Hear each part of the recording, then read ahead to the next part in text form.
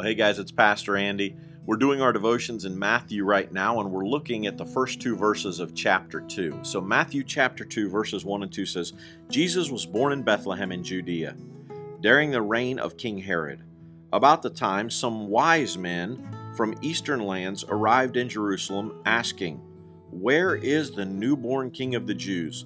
We saw his star as it rose, and we have come to worship him." Here we've got some wise men who are coming to worship the newborn Messiah, the newborn Jesus. When I read this morning, it made me think about my wife's cousin who's now in heaven. His name's Bobby. And Bobby was a wise guy. He was a police officer in Providence, Rhode Island, where we moved from when we came to Kansas. And Bobby, he had this kind of that swagger to him, and he used to always say, "You wise guys, you wise guys." And he had some funny sayings. But as I was reading this morning and going through here, I thought, are you a wise guy? So I ask you, are you a wise guy? And wise men are still seeking him today. If we are wise, we're still seeking after God, just as these wise men were seeking him back here at his birth. Well, so it makes me ask, what are you seeking? What are you searching for today? What's the thing that you're working for? What are you seeking? Is it more money?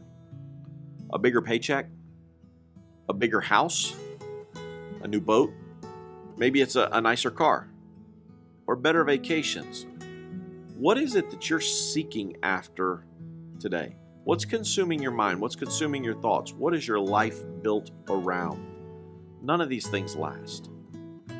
It's kind of like the game of Monopoly. I've told you guys this before, but in the game of Monopoly, which I despise, I hate playing games, but Monopoly is the worst because it can take 10 million years to play in a single game.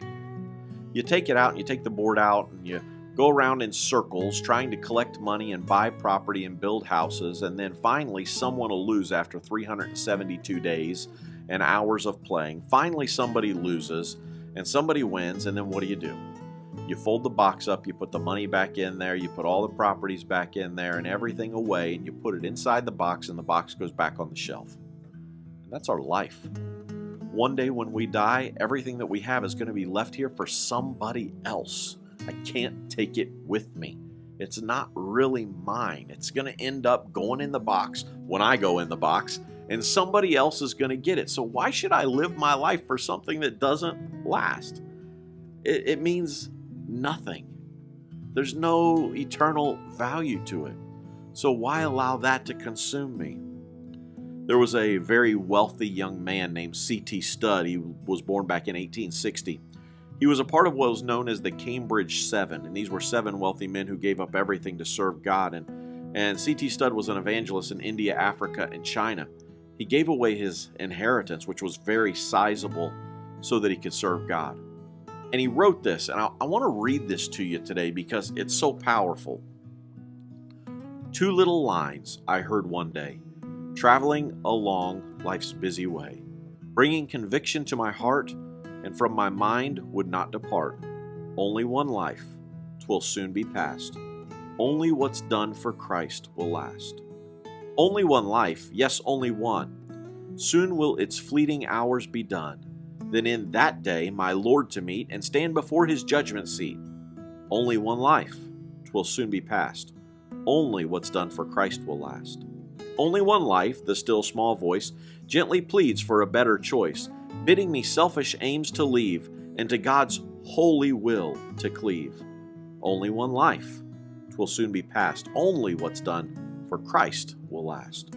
Only one life, a few brief years, each with its burdens, hopes, and fears, each with its clays I must fill, living for self or in his will. Only one life, 'twill soon be past. Only what's done for Christ will last. When this bright world would tempt me sore, when Satan would a victory score, when self would seek to have its way, then help me, Lord, with joy to stay.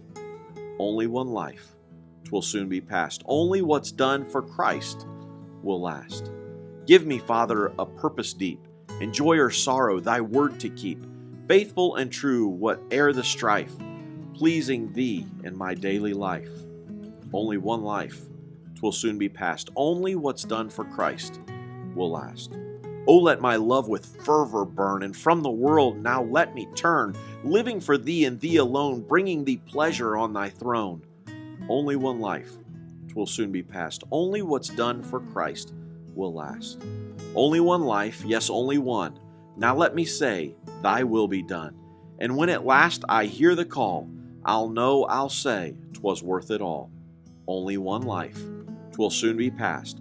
Only what's done for Christ will last. Only one life, 'twill soon be past. Only what's done for Christ will last. And when I'm dying, how happy I'll be if the lamp of my life has been burned out for thee. It's true, we only have one life, and it's not going to last for long, and only what we do for Christ will truly have eternal value. So, the question I have for you today, are you a wise guy? Are you seeking and searching for Him? I hope that you are. One way we can do that is to get into His Word, and I hope you'll get into it today and see what God has for you. Until tomorrow, God bless you and have a great day.